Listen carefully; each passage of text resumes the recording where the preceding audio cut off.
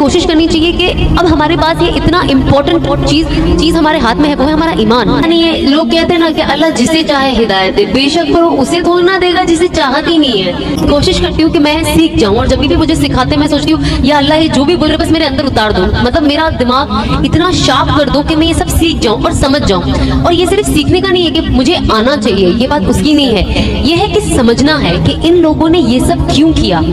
اب میں آپ کو بولوں گی آپ باہر جا کے لڑو اور اپنی جان دے دو تو کوئی نہیں جائے گا، ظاہر سی بات ہے نا، ہر کسی کو اپنی جان پیاری ہوتی ہے. لیکن جب ہم اسلام کی ہسٹری دیکھتے ہیں اور دیکھتے ہیں کہ کیسے صحاباؤں نے اور ان کی وائفز نے اور ان کے بچوں نے اپنے فادر کو، اپنے ہسبینڈ کو سپورٹ کیا کہ وہ اب جا رہے ہیں جنگ لڑنے، اینڈ یو نیور نو کہ وہ واپس آئیں گے یا نہیں، لیکن انہوں نے قربانی دی فار واٹ؟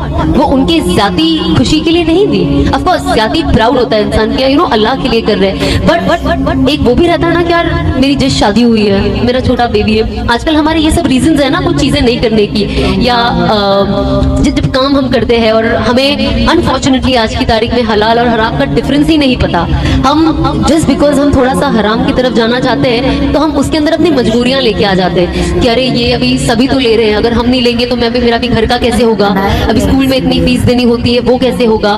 باقی آپ اتنی ساری چیزیں ایکچولی شیطان آپ کے سامنے لا کے کھڑا کر دیتا ہے کہ آپ کو ڈفرینس ہی سمجھنا بھول جاتے ہو، جس میں سے میں ایک تھی. مجھے ہر وقت اپنے پرابلمز لگتے تھے کہ یار یہ تو پرابلم میرا بہت بڑا ہے، یہ تو ایسے ہی سالو ہوگا، اگر میں یہ ابھی چھوڑ دوں گی تو میں یہ کام کیسے کر پاؤں گی، میرا تو سورس آف انکم یہی ہے.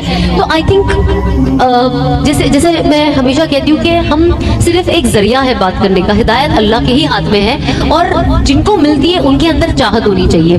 ایسا نہیں ہے، لوگ کہتے ہیں نا کہ اللہ جسے چاہے ہدایت دے، بے شک پر اسے تھوڑی نہ دے گا جسے چاہت ہی نہیں ہے یا جسے طلب نہیں ہے. تو وہ طلب رکھنا بھی ضروری ہے، کیونکہ جب میری بات ہوئی اور لوگ آ کے کہتے تھے نہیں اللہ نے آپ کو چن لیا ہے، اللہ نے آپ کو چن لیا ہے اور یہ اللہ نے آپ کو ہدایت دیا ہے. بے شک اللہ نے ہدایت دیا ہے، لیکن اندر ایک چاہت بھی تو چاہیے نا. اگر آج آپ کے اندر کوئی چاہت نہیں ہے تو سامنے والا آپ کو وہ چیز کیوں دے گا؟ کیونکہ آپ اس کی ویلیو نہیں کر پاؤ گے. پھر تو اللہ بھی آپ کو تب دیتا ہے جب آپ اس کی ویلیو کر سکو. تو ہمیں کوشش کرنی چاہیے کہ اب ہمارے پاس یہ اتنا امپورٹنٹ چیز ہمارے ہاتھ میں ہے، وہ ہے ہمارا ایمان.